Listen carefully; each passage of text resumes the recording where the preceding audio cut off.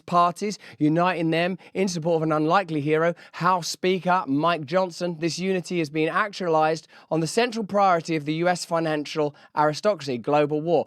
War is necessary. It's necessary. Without war, they cannot perpetuate their systems of power. They cannot perpetuate their dominance. So it's not for humanitarian reasons. We can't allow Putin's criminal invasion. We simply have to support our allies in the Middle East. We can't allow China to get away with this.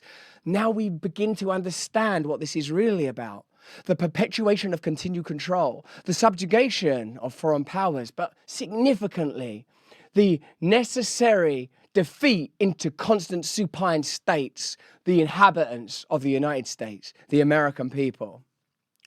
House Democrats waved miniature Ukrainian flags as the roll call vote on the final passage of the funding of the Ukraine bill was carried out. When it was completed, they began chants of Ukraine, Ukraine, and had to be admonished from the chair to quiet down. The supposedly left Democrats, such as Alexandria Ocasio-Cortez, the Democrat Socialists of America, DSA, and members of the Squad, joined in celebration of the Ukraine war. Let's have a look at that. Let's see other way.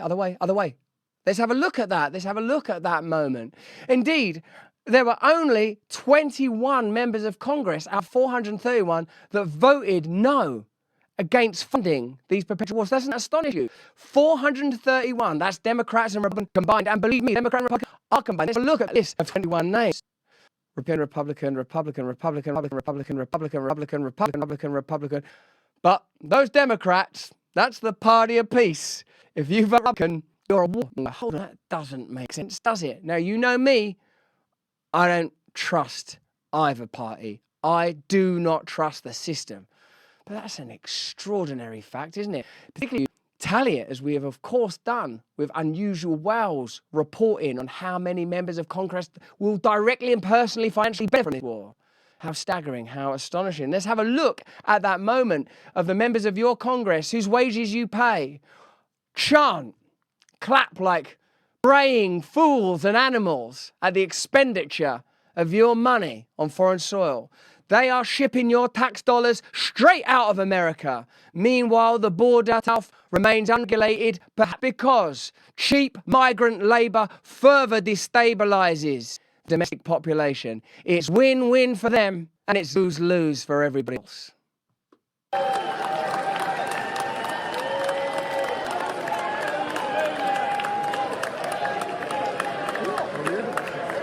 There they are. That's your leaders. That's your leaders. That's the people that you voted for. Those are the people that you pay for, and they are very pro-war. Let me know in the chat how this war is benefiting you, how it's benefiting your sons and daughters or loved ones, relatives, husbands, wives that are in these fighting forces, the brave people, tens of thousands of troops in the Middle East right now, and yet more military personnel committed to various aspects of the Ukraine-Russia conflict, and we'll be covering that later in the week. Saturday's votes demonstrated the most important reality about contemporary American politics. There is no evil in the 2024 electoral contest. The lesser evil argument tends to acknowledge the vast discontent of the Biden administration among millions of workers and youth while declaring that Trump would be still worse.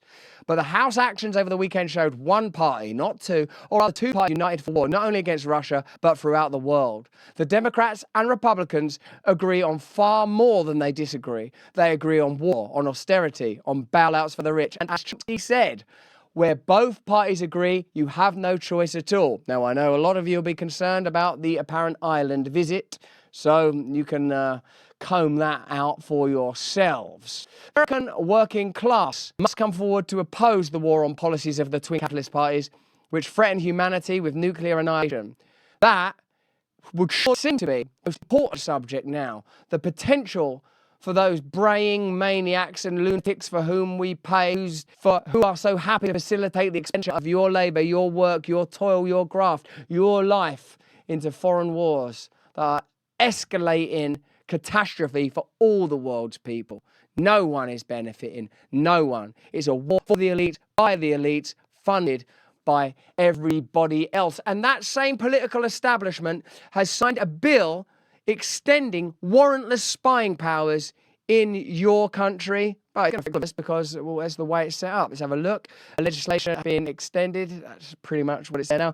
Former guest of the show, Rand Paul, had some interesting things to share. And indeed, I believe he is one of the few people, actually, I would not be so reductive as say all people in Congress, all people in the Senate, all members of Parliament, all politicians everywhere, corrupt, get rid of them, because there are occasionally voices resonate with you, aren't there? You hear people talking in those rooms, in those halls and those chambers of corruption that make you think, yeah, they for a minute stop chanting and braying for an unwinnable war that could be solved diplomatically, so less Ukrainian people would die, so less Ukrainian cities would be destroyed, so less Israeli lives would be lost. Peace! Advocate for peace! On the power of the United States of America, particularly as its power